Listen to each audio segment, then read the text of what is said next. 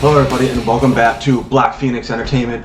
We're going to do an interesting one here, and it's an idea I got from Ben at Bikes, Beards and Brews. He did a video on if he was the CEO of Harley, because recently the CEO of Harley was let go and they're looking for another one, and he came up with all these ideas and made a video out of it. Awesome, love the video. I'm like, that is a great idea. Let's do that with Can Am and see how many people I can piss off. So I'm going to just do some touching points. I'm not going to get super detailed into a lot of this. I'm just going to get kind of like my bullet points, why, and then, you know, we can have the discussion down in the comments, and if people think there's a subject that I brought up that warrants more detail or another whole full video or something like that, I will do that. So you guys go down there and let me know what you guys think. And a lot of these are coming from my own personal experiences with Can Am, because I've had a lot over the years, and I've had talked to some of them over there, and some back and forth with their marketing and social media people and stuff like that. So I'm not just shooting from the hip here and just saying things to say them. These are based off real interaction. So let's get started. All right, so the first thing I would do is find better sourcing of parts and try to increase the efficiency within the factories, because they seem to have an issue with that, and that part of that is why their prices keep creeping up and why quality keeps going down. So I would definitely like, where are we getting these parts from? Can we get them anywhere else? And as far as build quality and stuff like that, what can we do to be more efficient? I feel like that's pretty self-explanatory, and any business, regardless of where you are, should constantly be looking at something like that. So that would be one of the first things I would do. A second thing, people have been screaming at this since almost day one. We need more power. The fact that they're way too conservative, detuned motors that they're throwing into these things is ridiculous. And also, to add with the power thing, we need a full refresh of the F3. Like, that is, it's 100% stale. There's no reason to buy a new one. Nothing has changed enough where you want to buy a used one to a new one. So I would look for a refresh of the F3 and the Ryker. Again, Ryker has not changed since day one. Those two platforms need a refresh. A bump in power would definitely help. They'll be like, hey, I'm getting more power for a new model. Let me go trade in my used one for a new one. So there's that. And again, even the RTs, Sea to Sky, stuff like that, you're fully loading them up, and some people are trailering them. They could use a little bit more power, and I think that would just, again, get people talking about Can Am again. You know, that's something you could market, be like, hey, we're putting more power into our machines. But, you know, so there's that. So here is an interesting one that I have brought up multiple times, and actually, some people other than me now is starting to bring this up. There's no competition. There's zero competition for Can Am right now. They are acting like it. Again, which is why everything is stale. They're not making any changes, and I've noticed the numbers trending down. So if this continues, they are in huge trouble if another company comes out. If Honda, Kawasaki, Indian, Harley, if Harley came out with that Penstar, whatever it's called, that's a huge chunk of your demographic going over to Harley. So what I would do is I would stop the stagnation. I'll be like, no, we are going to act like there's other companies out there that are doing stuff. And again, that would push us into the refreshes of the Ryker, the F3, the more power. So that's kind of the catalyst for that bullet point. But yeah, if it continues,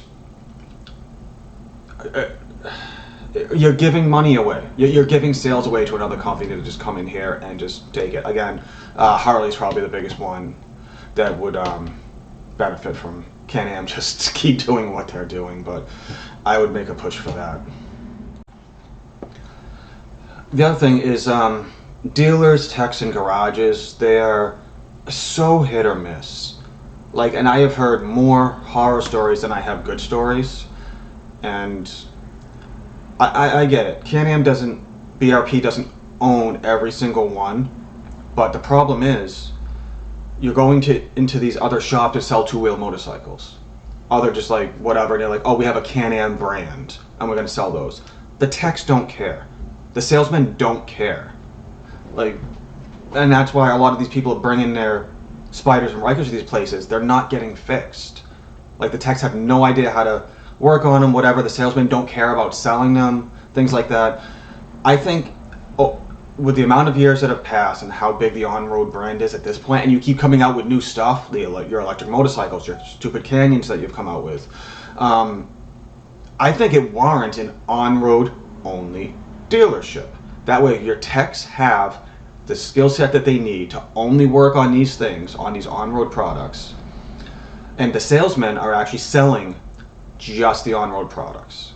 Like, again, is that money? Sure, absolutely. It's going to take some money to make some on-road only dealerships, but it also frees up the techs. For example, the Platinum dealership in my area sells everything. Off-road, marine, ski-doo, on-road. They don't have the size, the staff, the people to do everything. So these guys locally are waiting 3 to 4 weeks for an oil change for their Spyder or Ryker. And that's absolutely unacceptable. So as far as marketing and demographic and stuff goes, I would definitely focus on a younger crowd. I think there's way too narrow of a focus of what Can Am's demographic, what they think it is, and what they're actually just focusing on. There's such a missed opportunity. Again, get a sports Ryker out there, get something faster, get something exciting. There's no excitement about the brand. There's no way of bringing in young people. If younger generations or just people in general think your brand is boring, they're not going to look. You got to cause some excitement about it. You got to have a product that's exciting to bring them in, and it makes it make even more money. But yeah, it's especially in the videos and marketing material on social media that I've seen, there's nothing caters to a younger crowd at all, and I'm talking like under 40. Like, you need the under 40 crowd, and I don't know. It's a tough thing to spin around. But again, if I was the CEO, I would be like, hey, let's get some younger marketing people in here, and especially for a worldwide brand, I think having different marketing techniques for America, for Canada, for Europe, because they're different. You're marketing to a different group of people, different cultures and stuff. So you got to take that into account too.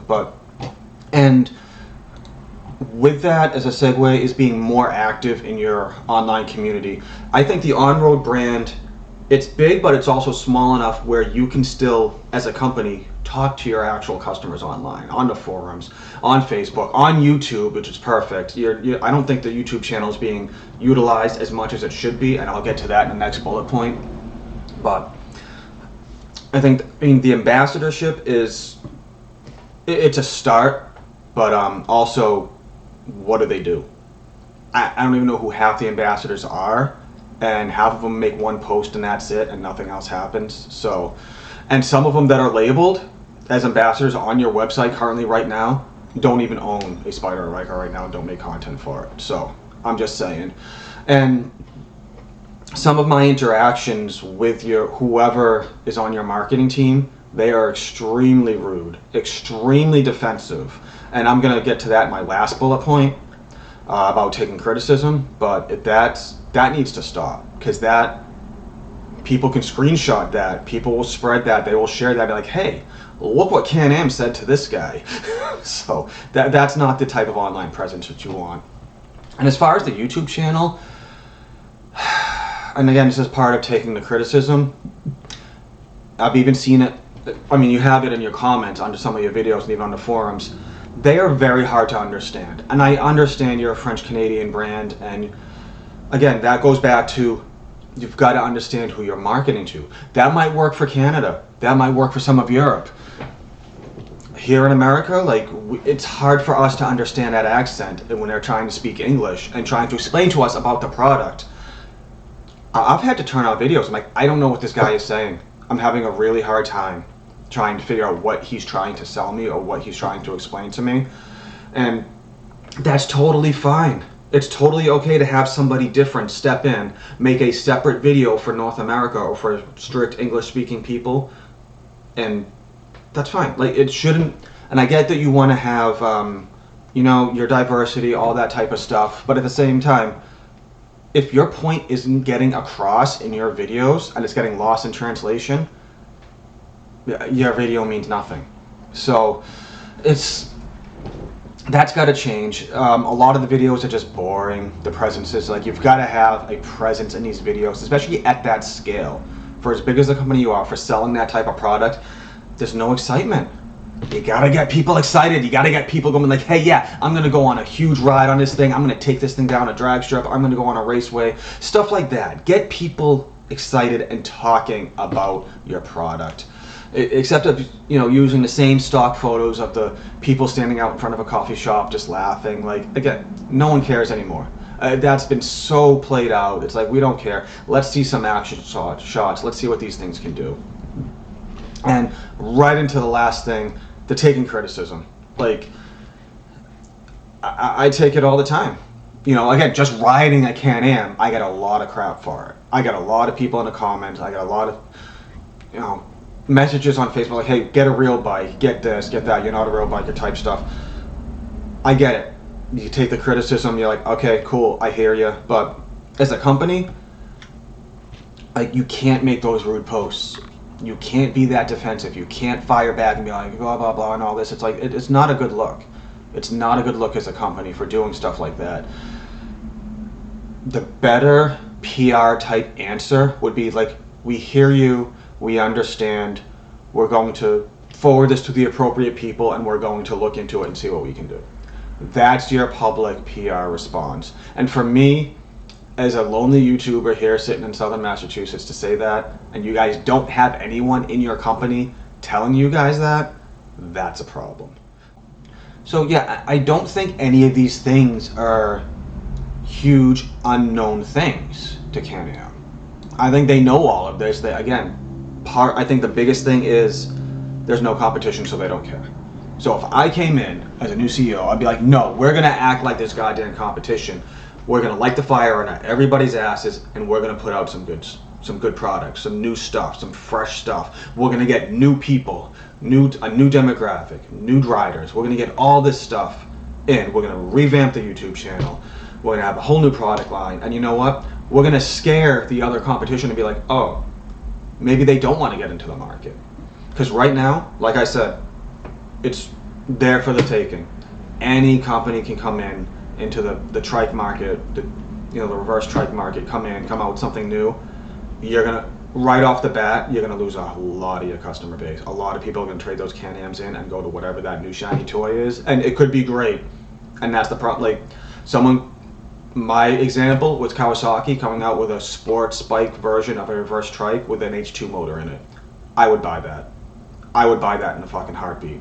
Like, that's the type of things that I'm talking about that we need to look at as a brand and be like, what are we missing? So that's it. Again, I'm gonna try not to make these types of videos super long. Go down there, do all the liking, do the subscribe, do all the fun YouTube stuff. If there is a very particular topic that you want me to really focus more detail on and make a whole video about, I will do that. Just let me know down there in the comments. Do the liking, do the subscribing. Go down in my description. I got a bunch of cool stuff.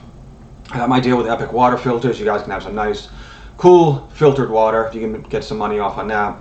Same stuff in BLRtuning, Ironside Custom. Save some money on some motorcycle stuff. And any money I make off my merch or anything like that off this channel, I give to Moby Kit Rescue to save the kittens. So with all of this being said, let's see if the trolls come out, and we'll go from there. All right, keep rocking with the flock. I'll see you guys on the next one.